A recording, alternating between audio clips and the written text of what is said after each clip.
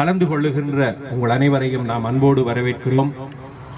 இயேசு சபை துறவிகள் சார்பிலே அடிகளார் விட்டு சென்ற இணையற்ற அர்ப்பணிப்பு, தைரியம் மற்றும் சமூக நீதி.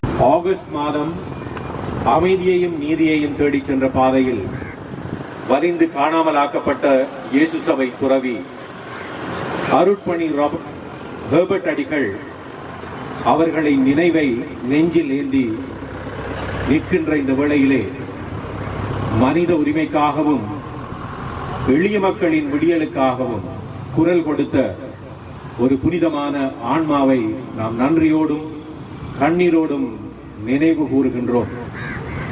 அருட்பணி ஹெர்பர்ட் அடிகளார் வெறும் சமயப்பணி ஆற்றிய ஒரு துறவி மட்டுமல்ல, வன்முறையும் அச்சமும் சூழ்ந்திருந்த கொந்தளிப்பான காலகட்டத்திலே ஒடுக்கப்பட்ட மக்களின் துன்பங்களுக்கு தோள் கொடுத்து பாதிக்கப்பட்டவர்களின் குரலாக விளங்கிய ஒரு நீதியின் காவலர்.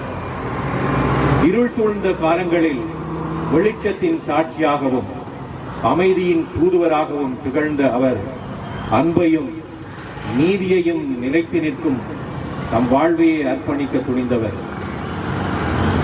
அன்பிலும் சேவையிலும் பிறருக்கென வாழ்வதே உண்மையான கிறிஸ்தவ வாழ்வு என்பதை தம்முடைய இறை பணியிலும் சமூக பணியிலும் ஆழமாக வாழ்ந்து காட்டிய அடிகளார் வன்முறையும் அநீதியும் தலைவிரித்தாடிய சூழலிலும் பயமின்றி எளிய மக்களோடு மக்களாய் நின்று அமைதி பாலங்களை அமைக்க தம் வாழ்நாளை அர்ப்பணித்தவர். குறிப்பாக 1990ஆம் ஆண்டு ஆகஸ்ட் மாதம் அவர் வரிந்து காணாமலாக்கப்பட்ட அந்த பயங்கரமான நாளிலே நண்பனுக்காக தன் உயிரை பணயம் வைப்பதை விட மேலான அன்பு எவரிடமும் இல்லை என்ற இறை வார்த்தையை தன் சொந்த வாழ்க்கையில் மெய்த்து காட்டியவர். தம்மோடு மோட்டார் சைக்கிளில் பயணித்த அன்பு மாணவன் பெட்ரம் என்பவரை ஆயுதம் தாங்கிய கும்பல் பறித்தெடுத்து செல்ல முயன்ற போது தன் மாணவனை கைவிட மறுத்து அவனுக்காக துணிச்சலோடு போராடுகிறார். தன் மாணவனை விட்டு பிரியாத அந்த புனிதமான முயற்சியிலேயே அடிகளார் அவர்களும் சேர்ந்து காணாமலாக்கப்பட்டார்.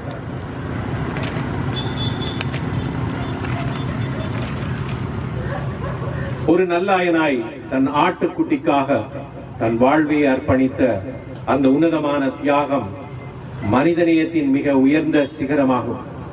அடிகளாரும் மாணவன் பெர்ட்ரமும் வலிந்து காணாமலாக்கப்பட்டு இன்றுடன் 36 ஆண்டுகள் உருண்டோடிவிட்ட போதிலும் அவர் இன்றும் வரலாம் என்கின்ற அந்த ஆசையோடுதான் நாம் இந்த இடத்திலே கூடியிருக்கின்றோம்.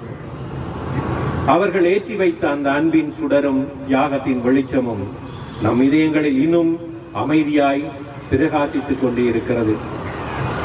அணைய நாட்கள் எடுக்கும். அவருடைய இந்த அன்பு பணிக்கு உயிர் கொடுத்து இன்றைய நாள் நீதிக்காக அவருடைய வாழ்வை அர்ப்பணித்த இந்த மாதத்திலே அவர் மறைக்கப்பட்ட 36 ஆண்டு நிறைந்தோடிவிட்டாலும் அவருடைய நினைவுகளோடு அவரை நினைத்து பார்க்க, அவருக்கு நன்றி சொல்ல இந்த இடத்திலே ஒன்று கூடியிருக்கிறோம். பெர்ட்ரம் ஆண்டனி பிரான்சிஸ் பெர்ட்ரம் அவருடைய சகோதரி தான் நான். ஃபாதர் ஹேபியர் வாழைச்சேனைக்கு அங்கே இருக்கிற வாழைச்சேனையில் முஸ்லீம் தமிழ் பிரச்சனை நடந்து கொண்டு வந்தது. அங்கே இருக்கிற சிஸ்டர்ஸ் மாதிரையும் ஃபாதர்ஸ் மாதிரையும் கூட்டிட்டு மட்டக்களப்புக்கு வர வேணும். அதற்காக இவர் மட்டக்களப்பில் இருந்து வாழைச்சேனைக்கு வந்தார். அன்று ஈவினிங் நடந்த பூசையின் போது, திருப்பலியின் போது எங்கள் தம்பி அவரை சந்திக்க வேண்டிய ஒரு நிலை ஏற்பட்டது. இங்கே சரியான பிரச்சனையாக இருக்குது ஃபாதர்ன்னு சொன்னோன்னே ஃபாதர் சொல்லியிருக்கார், வாடா நீ எங்களோட பெட்டிக்குளோவுக்கு போவோம்ண்டு. எங்களுக்கு மட்டக்களப்பிலையும் ஒரு வீடு இருக்குது.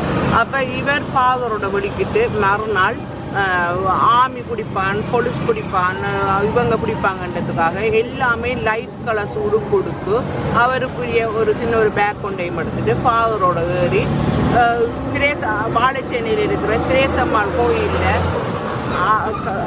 சிலுவையில் அறையப்பட்ட ஆண்டவருக்கு முன்னால் என்னத்தான் கொஞ்சிட்டு போயிட்டு வரணுக்காண்டு ஃபாதரோட ஏறி போனவர்.